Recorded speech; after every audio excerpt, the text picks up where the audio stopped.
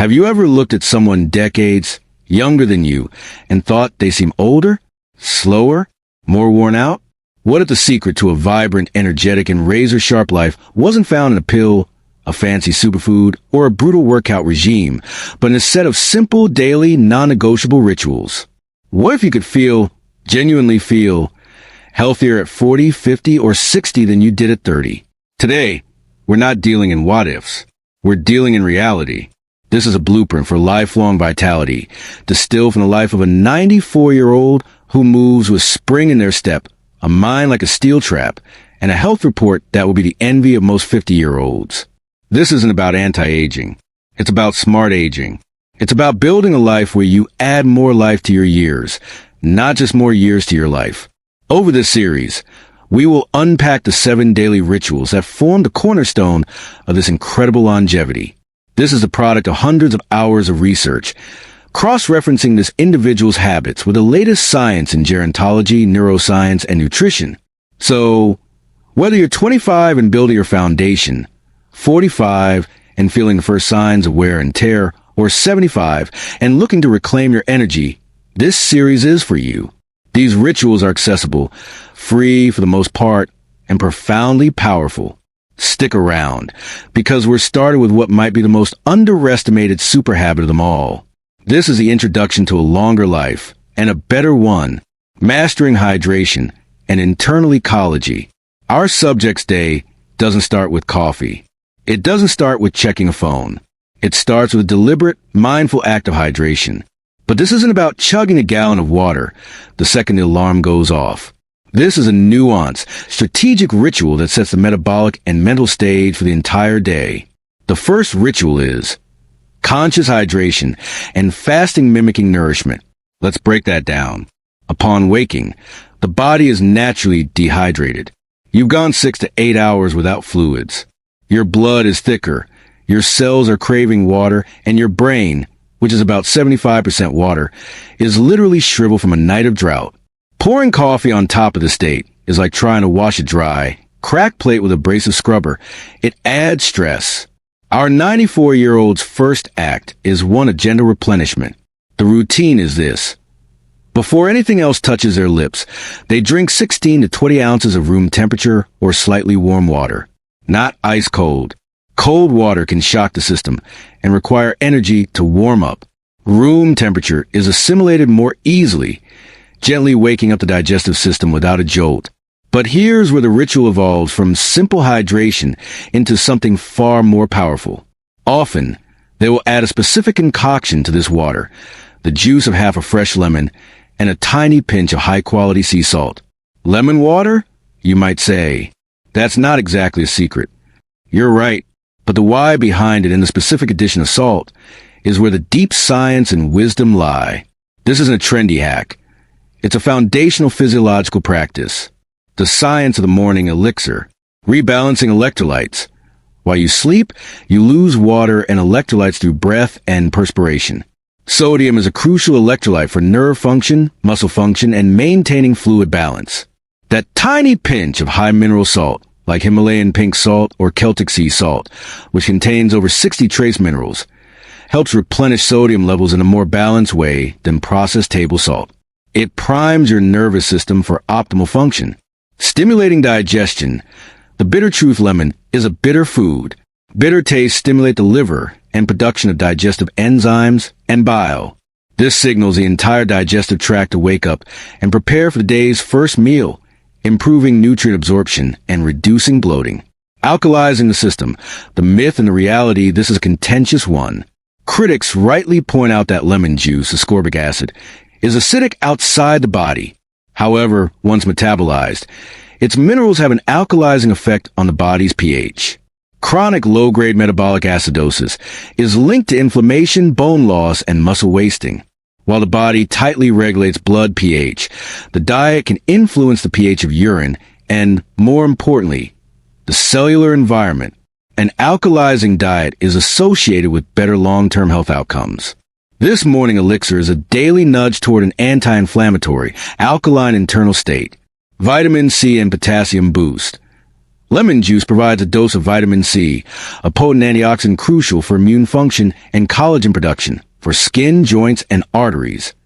It also contains potassium, which works in concert with sodium to regulate fluid balance and blood pressure. The fasting mimicking component. Our nonagenarian typically delays their first solid meal for several hours after waking. This isn't a strict, calorie-deprived fast, but a gentle extension of the body's natural overnight fast. This practice, often called time-restricted eating, TRE, or a form of intermittent fasting, is powerfully supported by modern research. By consuming only water with lemon and salt, they give their body a profound gift. Cellular housekeeping. Autophagy. The word autophagy means self-eating. When the body isn't busy digesting food, it can turn its energy inward to clean out cellular debris, recycle damaged proteins, and remove dysfunctional components. This process is a cornerstone of preventing neurodegenerative diseases like Alzheimer's and cancer.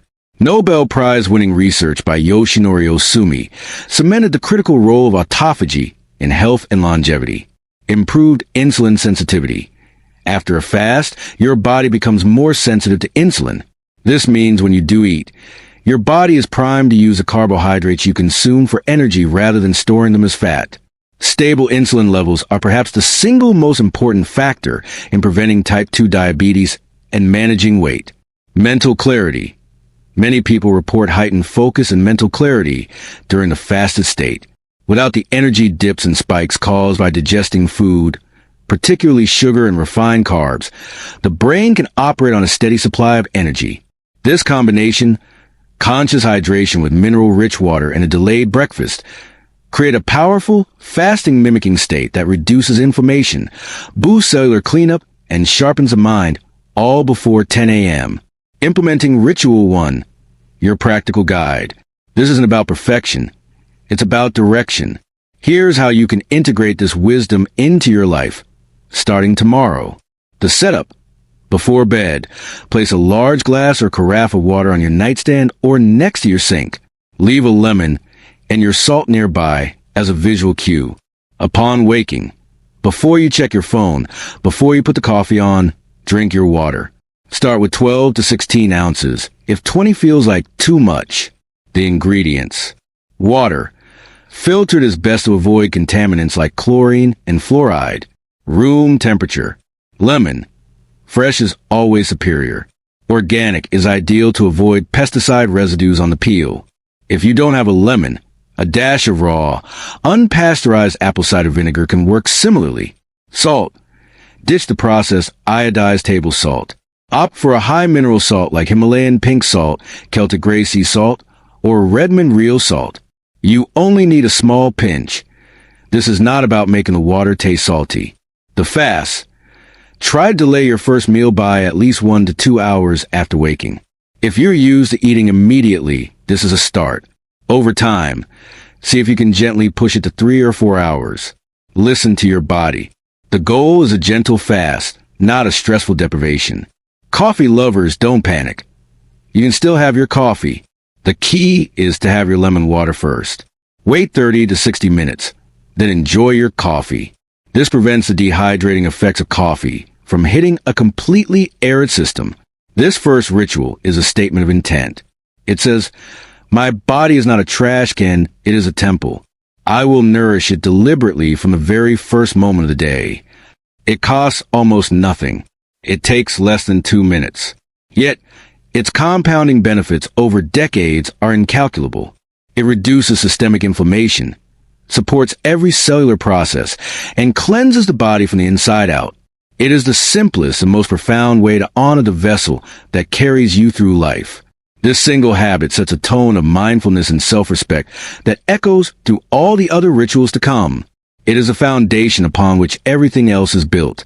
In our next chapter, we will move from internal ecology to intentional movement.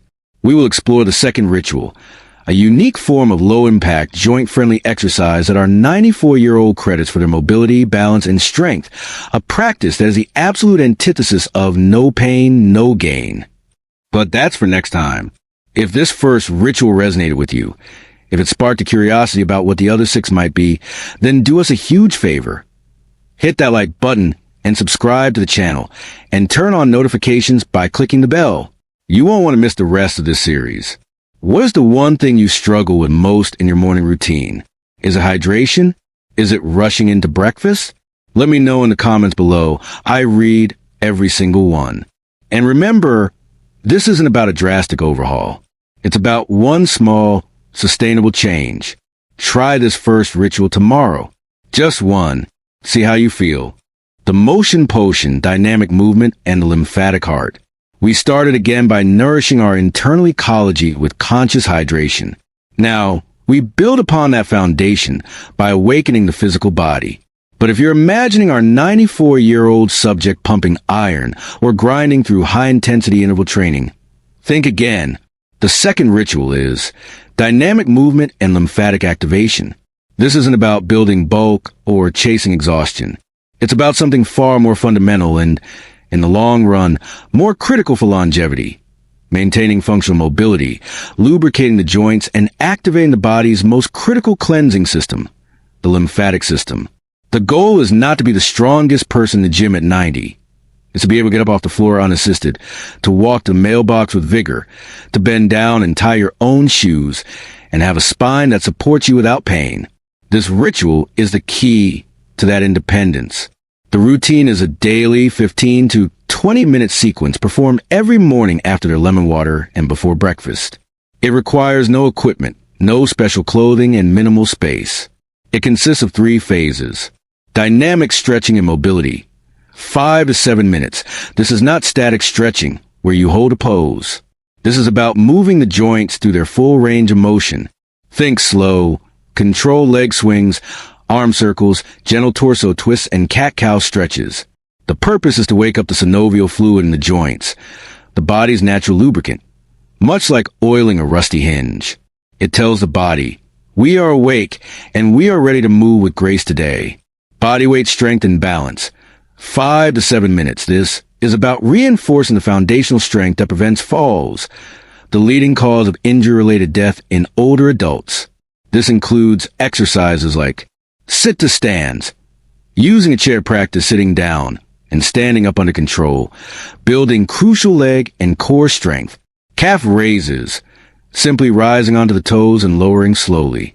This promotes circulation and ankle stability. Single leg stances, holding onto a counter for support, standing on one leg for 20 to 30 seconds at a time. This is perhaps the single best daily exercise for maintaining balance and proprioception. Wall push-ups, maintaining upper body strength to push yourself up, get out of a chair, or carry groceries. Lymphatic activation, 3 to 5 minutes. This is the secret weapon. The lymphatic system is your body's sewage system. It removes toxins, waste, and pathogens. Unlike the circulatory system, which has a heart to pump blood, the lymphatic system has no central pump. It relies entirely on muscle contraction and movement to flow. The science of movement as medicine. Joint health and synovial fluid. A joint that does not move through its full range of motion begins to lose that range. The surrounding tissues shorten and stiffen. Dynamic movement circulates synovial fluid, delivering nutrients to the cartilage and preventing the stiffness and pain of osteoarthritis. It's the use it or lose it principle in action. Sarcopenia prevention. Sarcopenia is the age-related loss of muscle mass and strength. It begins as early as our 30s. Research consistently shows that regular, low-impact resistance training, like bodyweight exercises, is the most effective way to combat sarcopenia. Maintaining muscle mass is non-negotiable for metabolism, glucose regulation, and overall vitality. The lymphatic system, the unseen cleanser. This is the crown jewel of this ritual. A sluggish lymphatic system leads to inflammation, swelling, a weakened immune response, and fatigue. The specific movements in this routine, especially the bouncing, rebounding, or swinging motions, are designed to open and close the one-way valves of the lymphatic system, creating a pumping action that flushes toxins. Studies have shown that exercises like mini trampoline rebounding can increase lymphatic flow by up to 15 to 30 times. Our subject's version uses gentle bouncing on the balls of the feet or jumping jacks without the jump, just flapping the arms and legs to achieve a similar effect. This daily cleanse is as important as the cellular cleanse of autophagy. Implementing ritual number 2, your practical guide. You do not need to be an athlete. You need to be consistent. Here's how to build your own motion potion routine. Create the space. Find a quiet 4x4 foot area in your home. Put on some calming or uplifting music. The sequence, 15 minutes total. Minute 0 to 2, breath work. Stand tall, feet shoulder width apart. Inhale deeply through your nose, raise your arms overhead. Exhale fully through your mouth, lowering your arms. Repeat 5 times. Connect your mind to your body. Minute 2 to 7, mobility. Perform 10 to 15 repetitions of each. Neck half circles, never full rolls. Arm circles, forward and backward. Torso twists, gentle standing. Hip circles. Knee circles. Ankle circles. Minute 7 to 12, strength and balance. Sit to stands, 10 repetitions controlled. Calf raises, 15 to 20 repetitions. Single leg stance, 30 seconds per leg. Wall push UPS, 10 to 12 repetitions. Minute 12 to 15, lymphatic activation. Dry rebounding. Simply bounce gently on the balls of your feet for 60 to 90 seconds. Let your heels kiss the ground lightly. Jumping jack flow. Step 1 foot out to the side as you sweep your arms overhead, then step back. Alternate sides for 60 seconds. No jumping required. The non-negotiable rule, listen to your body. There should be no sharp pain. The motto is motion is lotion, but forced motion is poison. Move within your comfortable range, and that range will gradually expand. This ritual is a daily conversation with your body. It's you asking, what can we do today? And celebrating the ability to move. It prevents the slow, insidious creep of stiffness and weakness that so many mistake for inevitable aging. It is not. It is inactivity. By dedicating just 15 minutes each morning to dynamic movement, you are investing in your future self's independence. You are building a body resilient to falls, efficient at removing waste, and capable of carrying you on adventures for decades to come. You are building a lymphatic heart. In our next talk, we will move from the physical body to the mind. We will explore the third ritual, a cognitive practice that our 94-year-old credits for their razor-sharp memory, focus, and emotional resilience.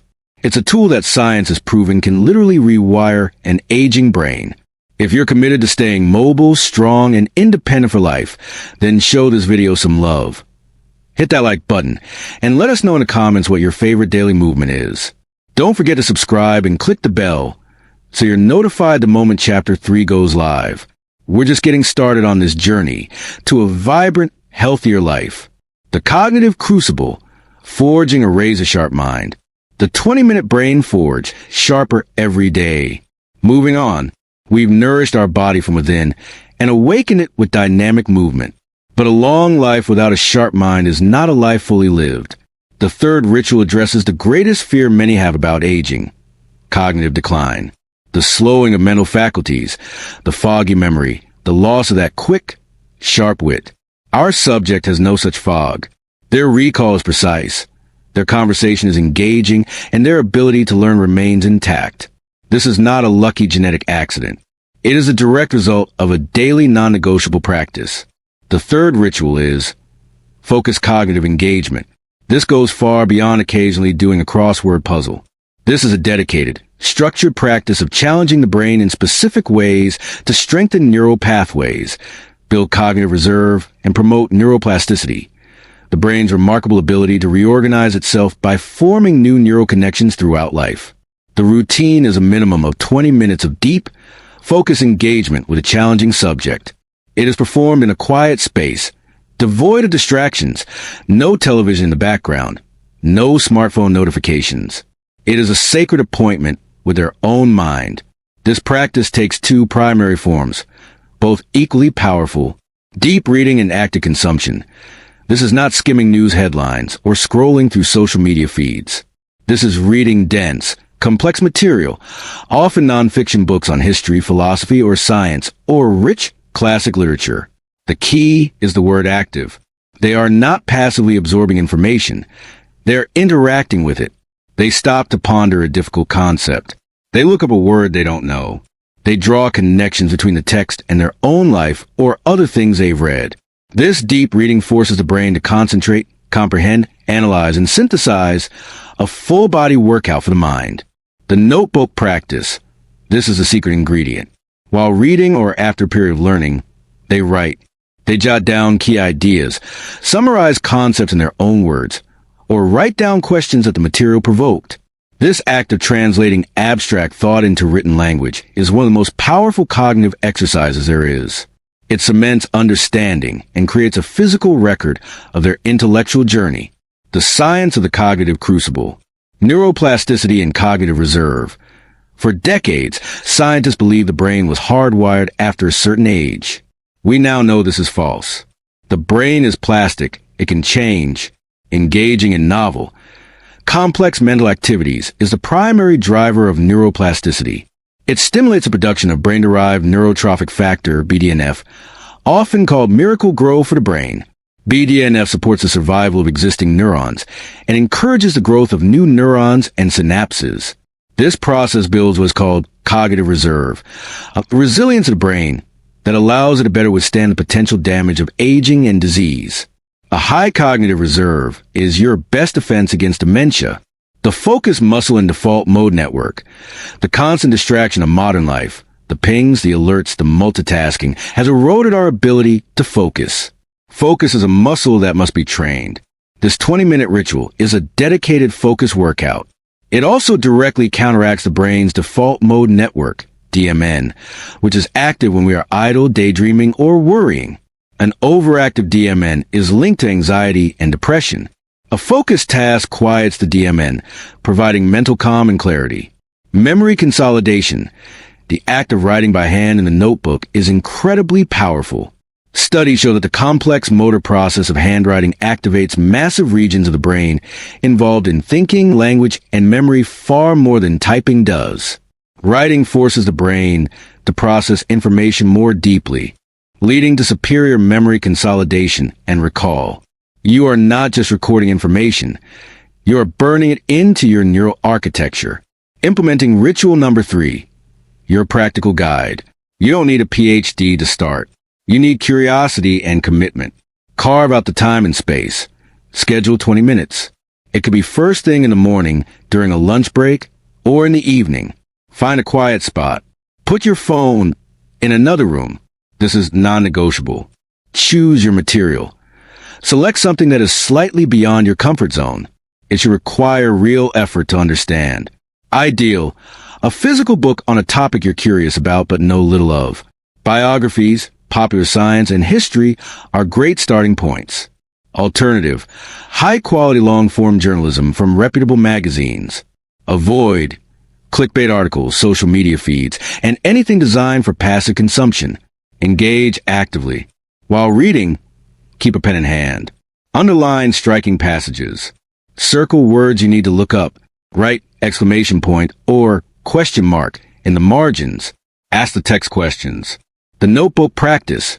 After your reading session, spend the last 3 to 5 minutes writing. Don't just copy quotes. Try to write a 1-paragraph summary of what you read. What was the core idea? What surprised you? What do you want to learn more about? Variety is key. Once a week, switch it up. Try a challenging puzzle like a Sudoku or a cryptic crossword. Listen to an educational podcast and take notes. The novelty is what forces the brain to adapt and grow. This ritual is a bulwark against mental stagnation. In a world designed to distract you, this is your daily act of rebellion.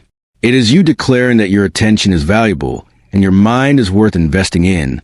The compounding interest on 20 minutes a day of deep focus is a mind that remains sharp, agile, and curious for a lifetime. It's not about knowing everything. It's about the state of always learning. This mindset, more than any single fact you'll learn, is the true fountain of youth for the brain. In our next chapter, we will move from the internal world of the mind to the external world of connection. We will explore the 4th ritual, a practice rooted in decades of Harvard research that is as important for longevity as not smoking. The profound power of purposeful connection. If you believe in the power of a sharp mind and are committed to building your cognitive reserve, please give this video a like. It truly helps us spread this message. What was the last great book you read that really made you think? Share your recommendations down in the comments below. Let's build a community library of brain-forging material. Don't forget to subscribe and hit the bell so you don't miss the next one, where we uncover the stunningly simple social secret to a long life. The connection prescription, your social survival kit. The unbreakable bond, your social survival kit. Welcome back. We've optimized the body and sharpened the mind. But what is a long, healthy life if it is lived in isolation? The fourth ritual moves us from the internal to the deeply interpersonal. It is the antidote to the modern epidemics of loneliness and disconnection, which the U.S. Surgeon General has declared a public health crisis. Our subject's life is not a solitary journey. It is richly woven into the lives of others. And this is not by chance. It is by deliberate design. Science is now confirming what centenarians have always known. Relationships are not just a source of joy. They are a form of survival. The fourth ritual is purposeful social connection. This goes beyond passive scrolling through social media or making small talk. This is about intentional, meaningful engagement that provides a sense of belonging, purpose, and mutual support. It is the daily practice of nurturing your relational ecosystem. The routine is woven throughout their week, but it always includes a daily act of reaching out. It's a non-negotiable part of their schedule, as important as any meal or workout. This takes several forms. The daily check-in.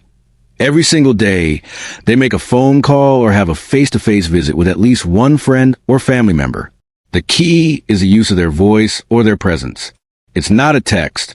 The vocal cadence, the laughter, the pauses. These nuances convey emotion and build bonds in a way that text simply cannot. Intergenerational immersion. They actively seek out and spend time with people much younger than themselves. This could be grandchildren, younger friends, or volunteering with youth groups. This exposure to new ideas, energy, and perspectives is a two-way street. It keeps them feeling young and relevant, while they offer wisdom and perspective to the younger person. Community participation. They belong to something. This could be a book club, a gardening group, a faith community, or a volunteer organization. This provides a sense of shared identity and purpose beyond oneself. The science of the social cure. The data on this is staggering and unequivocal. The Harvard Study of Adult Development. This is perhaps the most extensive longitudinal study on happiness and health ever conducted, tracking the lives of hundreds of men for over 80 years. Its finding was stunningly simple. Good relationships keep us happier and healthier. Period.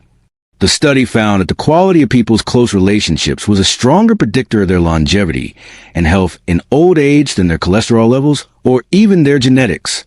Socially connected people live longer and their brains stay sharper. The physiology of connection. Loneliness isn't just a feeling. It triggers a physiological stress response. It chronically elevates cortisol, the stress hormone, and inflammation, which are linked to virtually every age-related disease, from arthritis and heart disease to Alzheimer's and cancer. Conversely, positive social interaction releases a cascade of beneficial neurochemicals. Oxytocin, the bonding hormone that reduces stress and anxiety and promotes feelings of trust and attachment. Dopamine, the reward hormone that makes social interaction feel pleasurable. Endorphins, natural painkillers that create a sense of well-being. Meaningful connection literally chemically protects the body from the wear and tear of stress. Cognitive protection. Engaging in stimulating conversation is a core cognitive workout. It requires listening, processing, empathy, and quick recall. It forces you to see the world from another's perspective, which is a powerful stimulant for neuroplasticity. A rich social life is a defense against cognitive decline. Implementing ritual number 4, your practical guide. You can start this today. It requires courage, not equipment.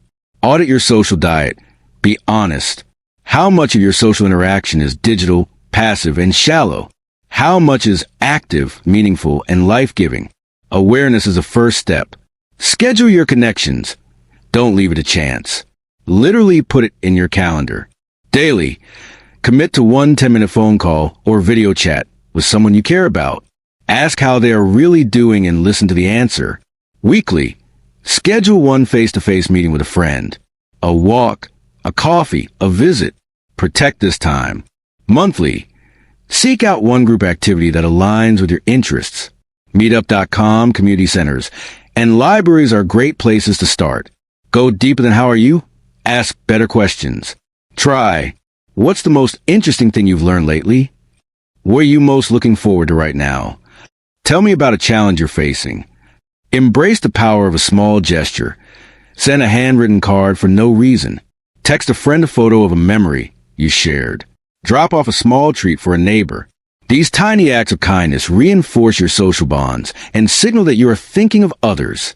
This ritual recognizes a fundamental truth. We are hardwired for connection.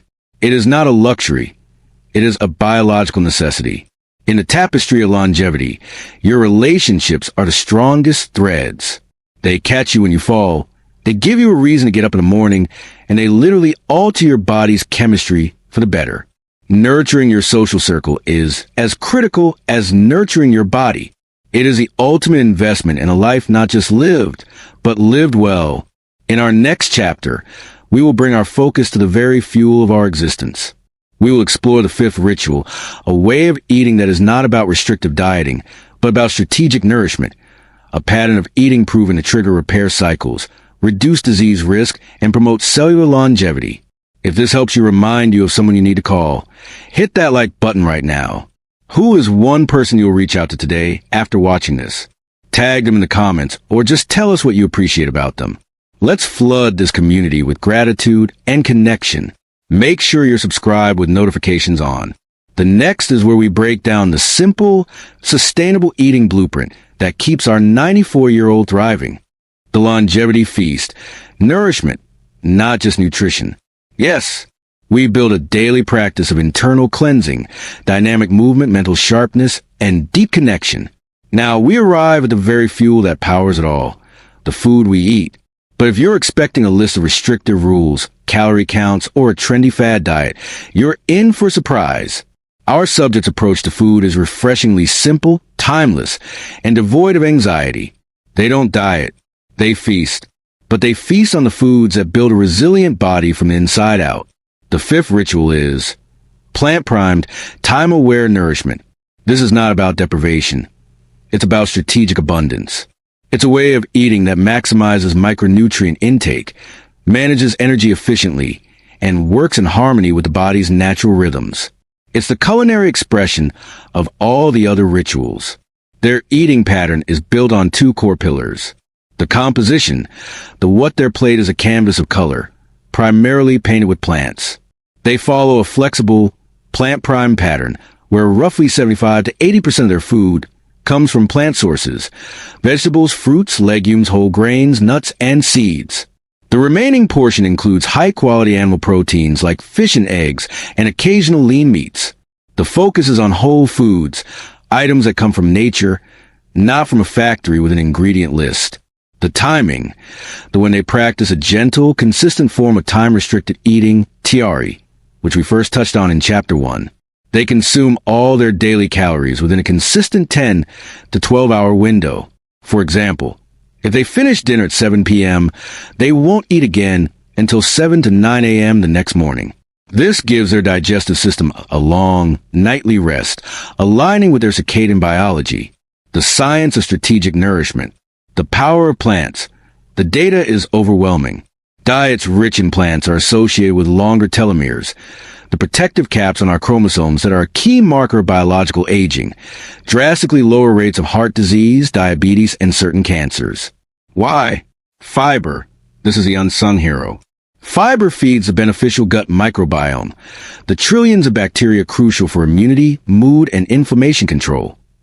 It slows the absorption of sugars, preventing energy spikes and crashes. It promotes satiety, helping to maintain a healthy weight naturally. Phytonutrients. These are the powerful compounds that give plants their vibrant colors. They act as antioxidants and anti-inflammatory agents, protecting our cells from damage every single day. The circadian rhythm of digestion. Your digestive system has a rhythm. It is most efficient earlier in the day and winds down as evening approaches. Eating late at night disrupts this rhythm, leading to poorer blood sugar control and disrupted sleep. The 12-hour nightly fast supports stable insulin levels, reduces inflammation, and allows the body's energy to be directed toward repair, autophagy, rather than digestion during the night. A seminal study published in Cell Metabolism found that TRE, even without changing what participants ate, improved metabolic health markers across the board. The avoidance of ultra-processed foods. The modern diet is dominated by hyperpalatable, engineered foods designed to make you overeat. They are typically high in refined sugars, unhealthy fats, and salt, while being stripped of fiber and nutrients. Our subject simple rule: eat food, mostly plants, not too much, mostly from the garden, is a powerful shield against this. By avoiding these fake foods, they avoid the inflammation, blood sugar dysregulation, and weight gain they cause. Implementing ritual number 5, your practical guide. This is about addition, not subtraction. Focus on what you can add in. Build the 80/20th plate. Don't overcomplicate it. Aim to make 80% of your lunch and dinner plate consist of non-starchy vegetables, leafy greens, broccoli, cauliflower, peppers, zucchini, etc. The more color, the better.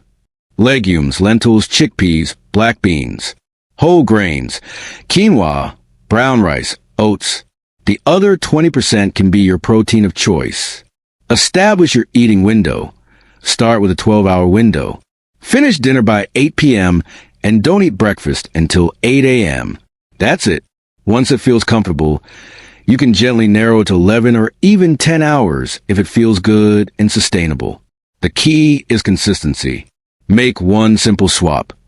Each week, identify one ultra-processed food in your diet and swap it for a whole food alternative. Swap sugary yogurt for plain Greek yogurt with berries. Swap white bread for whole grain or sourdough. Swap potato chips for a handful of nuts or an apple with nut butter. Hydrate smartly. Remember ritual number 1? Drink water throughout the day. Often, we mistake thirst for hunger.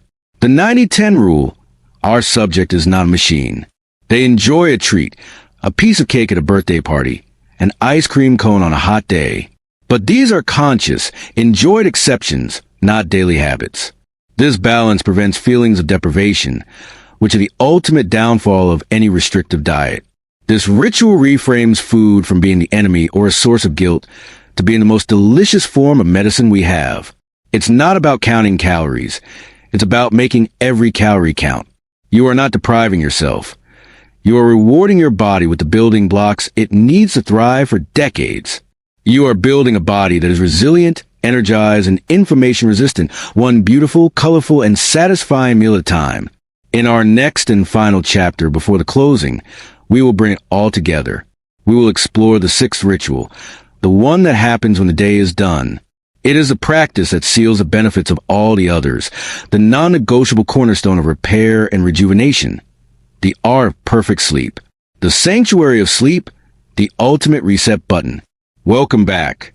We have built a formidable daily architecture for longevity. From first morning hydration to purposeful movement, cognitive challenges, deep connection, and strategic nourishment. But all of that work, all of that intentional living, requires something to cement it in place. It requires a period of integration, repair, and reset. The 6th ritual is a silent, powerful force that makes all the others possible. It is the great multiplier. The 6th ritual is protecting the sanctuary of sleep. For our subject, sleep is not a passive state of inactivity.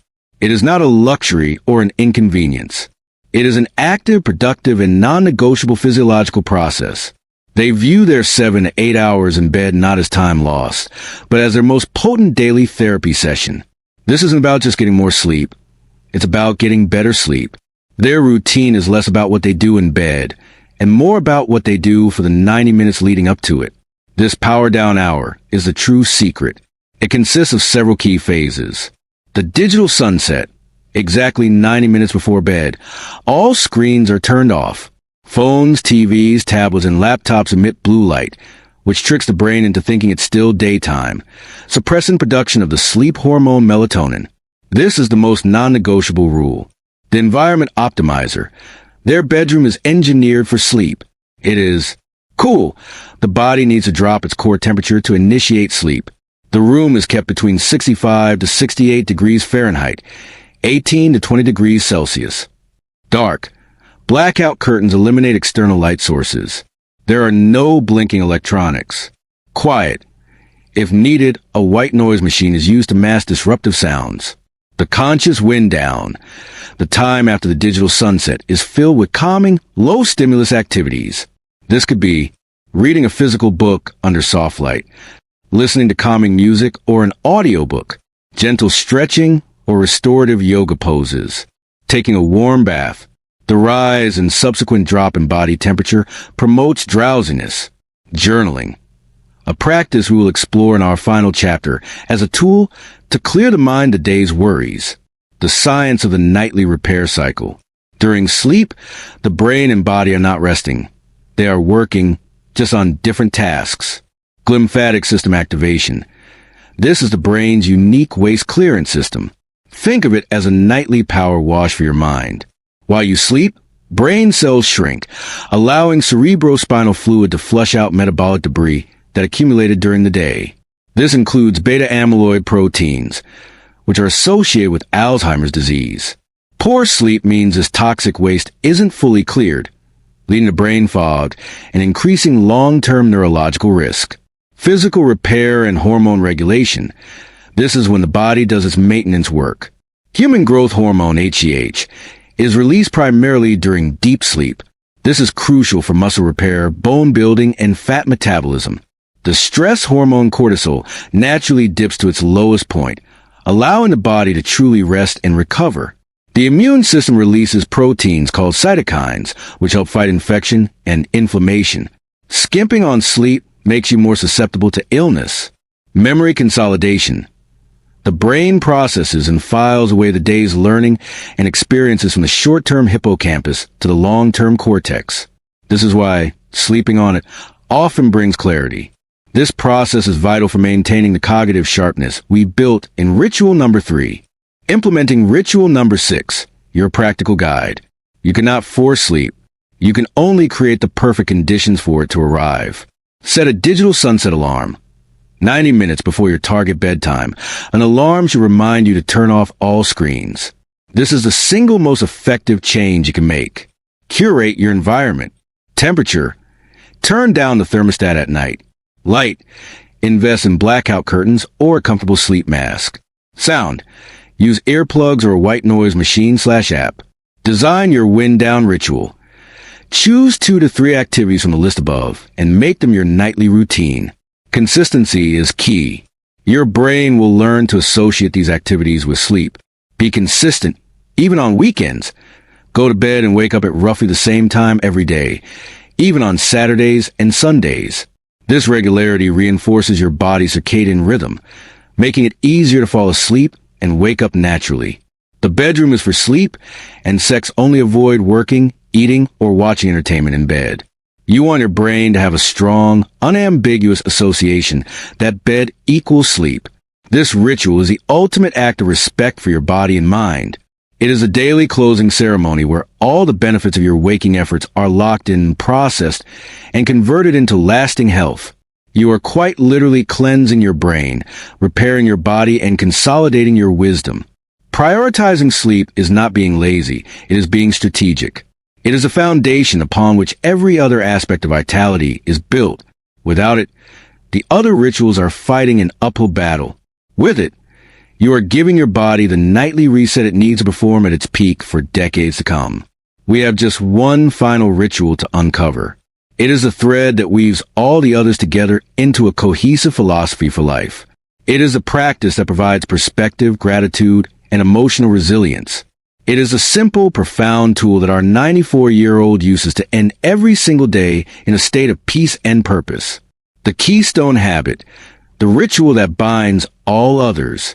The keystone, the one habit to rule them all. Welcome to our final part.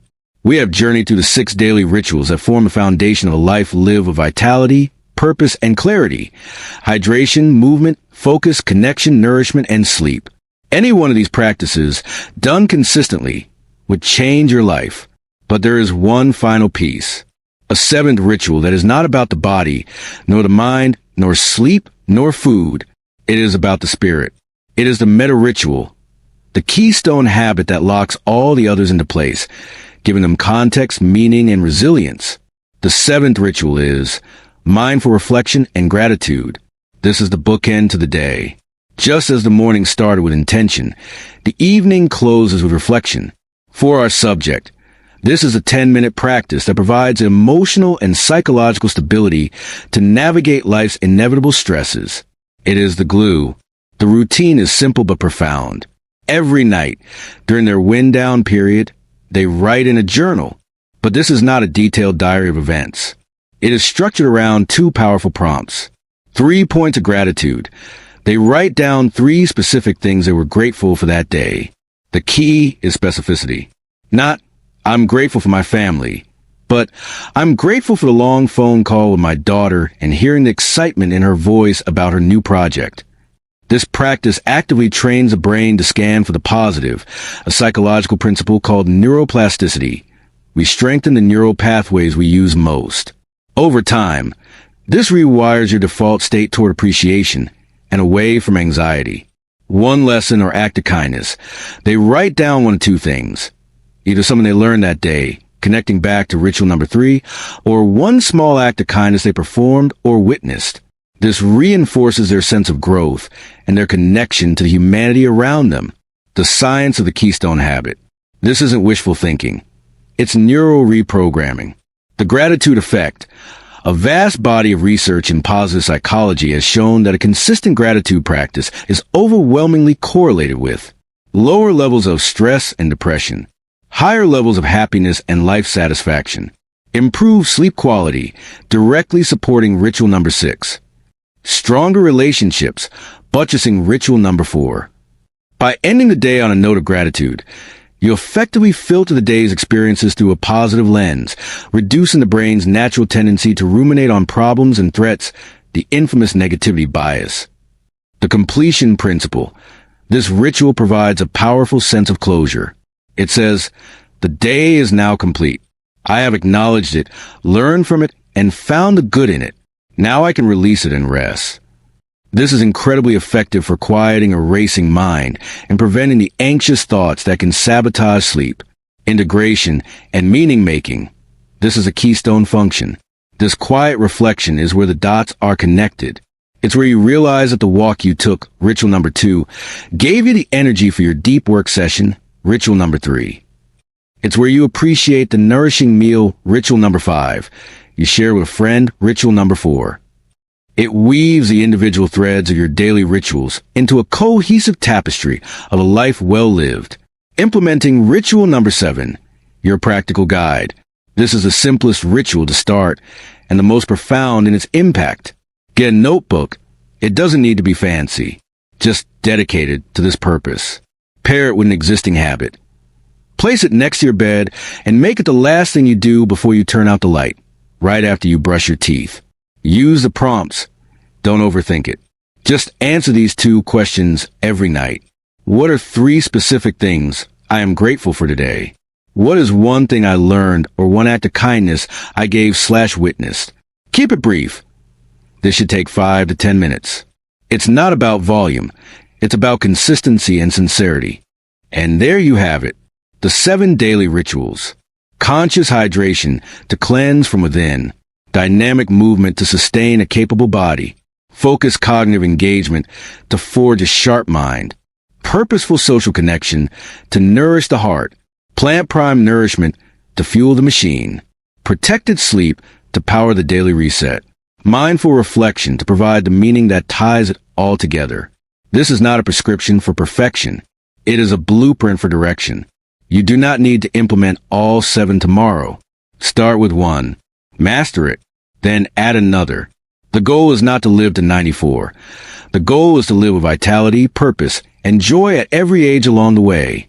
Our subject, incredible health, is simply the downstream effect of a life well arranged around these core principles. You have the blueprint. The power to change the trajectory of your health and your life is in your hands, and it's built one daily ritual at a time. If this series resonated with you, if you believe in this common sense, science-backed approach to longevity, then you can do a few things to support this message in your own journey. First, take action. Pick one ritual. Just one. Start tomorrow. Let us know in the comments which one you're choosing. Second, help us spread this wisdom.